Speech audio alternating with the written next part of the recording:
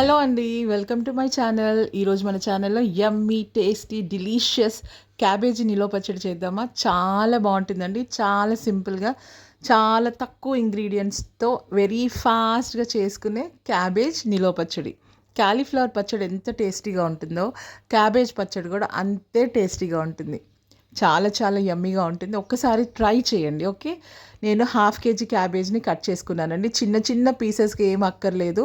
ఇట్లా కట్ చేసుకుంటే సరిపోతుంది. కట్ చేసుకొని ఆ పీసెస్ అన్నీ ఒక పెద్ద బౌల్‌లో వేసేసి, కొంచెం సాల్ట్ వేసి ఒక 2, 3 టైమ్స్ నీట్‌గా క్లీన్ చేసుకోవాలి. సాల్ట్ వేసి ఎందుకు క్లీన్ చేసుకోవాలంటే అందరికీ తెలుసు. ఏదైనా బ్యాక్టీరియా ఉంటే క్లియర్ అయిపోతుంది. ఓకే. సాల్ట్ వేసి, వాటర్ వేసి నేను ఒక 2 టైమ్స్ చక్కగా కడిగేశాను. అయితే క్యాబేజ్ పచ్చడి చాలామంది ఇష్టపడరు. ఎందుకంటే కొంచెం స్మెల్ వస్తుంది అందులో పచ్చిది కాబట్టి. బట్ ట్రస్ట్ మీ చాలా బావుంటుంది. ఓకే.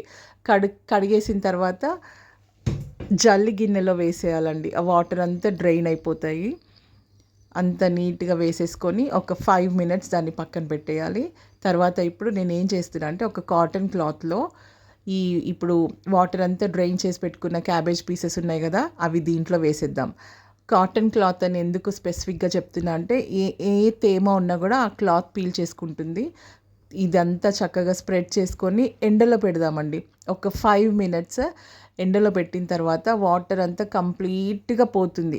పీసెస్‌కున్న తేమ అంతా ఆ క్లాత్ పీల్ చేసుకుంటుంది. ఒకసారి ఎండలో 5 మినిట్స్ ఉంచిన తర్వాత మధ్యలో ఒక్కసారి మళ్ళీ కలపండి. కలిపిన తర్వాత చూడండి, నేనొక 7 మినిట్స్ పెట్టాను. చక్కగా తేమ మొత్తం పోయింది. కొంచెం గూడా తేమ లేదు చూడండి. కంప్లీట్‌గా డ్రై అయిపోయాయి. ఎందుకంటే ఇది మనం నిలవ ఉంచుకుంటాం కాబట్టి తడి కొంచెం ఉన్నా గూడా పచ్చడి పాడైపోతుంది. అందుకనే ఇలా చేయండి. ఓకే. ఇప్పుడు పెద్ద బౌల్ తీసుకొని ఫస్ట్ నేను హాఫ్ కేజీ క్యాబేజ్ తీసుకున్నాను గదా! దానికి సరిపడా సాల్ట్, కారం. నేను హాఫ్ స్మాల్ బౌల్ సాల్ట్ తీసుకున్నాను. ఫుల్ బౌల్ కారం తీసుకున్నాను. 1 స్మాల్ టేబుల్ స్పూన్ పసుపు.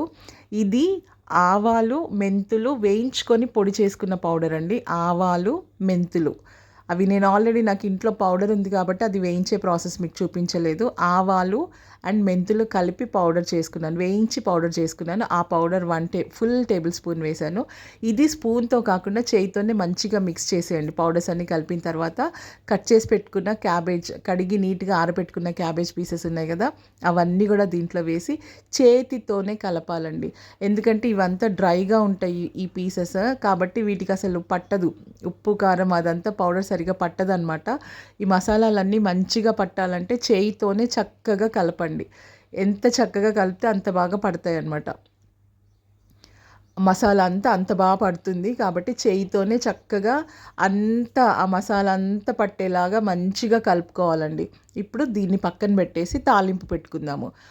పాన్ హీట్ అయిన తర్వాత ఆయిల్ వేసేసి, ఆయిల్ కొంచెం నిలవ పచ్చడి కాబట్టి ఆయిల్ కొంచెం ఎక్కువే పడుతుందండి. ఆయిల్ హీట్ అయిన తర్వాత ఆవాలు, ఆయిల్ ఓకే. ఆయిల్ హీట్ అయిపోయింది. ఆవాలు, జీలకర్ర, వెల్లుల్లి, వెల్లుల్లి రెబ్బలు, నెక్స్ట్ మినపప్పు, శనగపప్పు, ఎండుమిర్చి,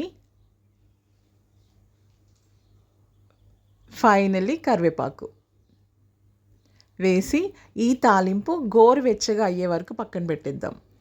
గోరువెచ్చగా అయిన తర్వాత ఇప్పుడు ఈ ఆయిల్ తాలింపుని క్యాబేజ్ పీసెస్లో వేసేసి మళ్ళీ మంచిగా చేయితోనే కలపాలండి.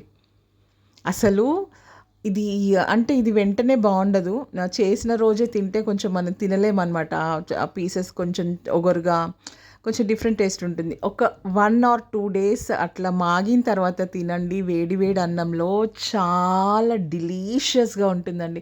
నిజంగా చాలా చాలా కమ్మగా ఉంటుంది. ఓకే. ఫైనల్లీ నిమ్మకాయ. నేను 2 నిమ్మకాయలు యూజ్ చేస్తున్నానండి. హాఫ్ కేజీ క్యాబేజ్‌కి 2 నిమ్మకాయల రసం వేస్తున్నాను.